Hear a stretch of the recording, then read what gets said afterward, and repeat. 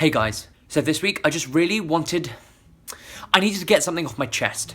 I wanted to be able to show you guys how to make a rant video in the form of ranting, okay? How to make a rant video. Firstly, you can see I'm a little bit closer to the camera because it's quite a personal message you're giving. To begin, you want to get quite emotional, but you still want to be able to explain your purpose quite calmly. You don't want to get too emotional because you don't want to cry on camera, obviously, but you want to be able to tell your audience that you're clearly upset and you've been upset for quite a while to drive you to this point. You could have been shaking or crying or swearing, but you've gotten so upset to the point where you had to get on a camera and make a video for the internet to see and then make fun of you later, and you want to tell them why. My first world problem is terrible. There isn't hunger and death, but my first world problem, you want to make sure that your audience know your first world problem is really, really important. So for instance, to captivate your audience, maybe you want to talk loudly and dramatically with big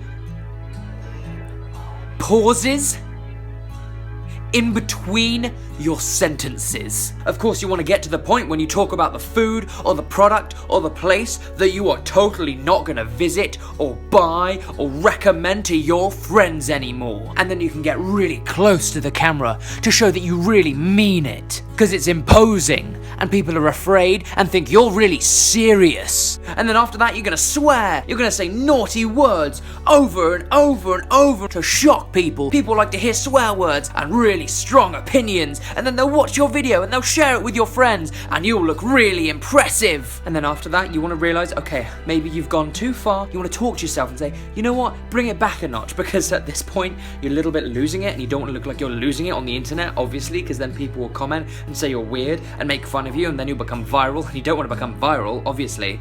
Then there'll come a time when you're losing your mind due to the incomprehension of how another human being could do this to you, and you just can't make sense of it because you did nothing wrong to them, because you're a great person, and why would such a horrible person do such mean things to such a great person? And then you realize we need to bring it down because you're getting quite emotional and you want your audience to know you're still a human being, and you're going to bring it back. And you know what? Maybe you can't even go on making this video. Maybe you just need to stop this video right now and just think about your life. You want your audience to feel sympathy for you. Come on, people. You've had a really stressful, hard time. But you think no, because what you have to say is so unimportant, but so personally astounding that the internet must know. You're also going to name drop.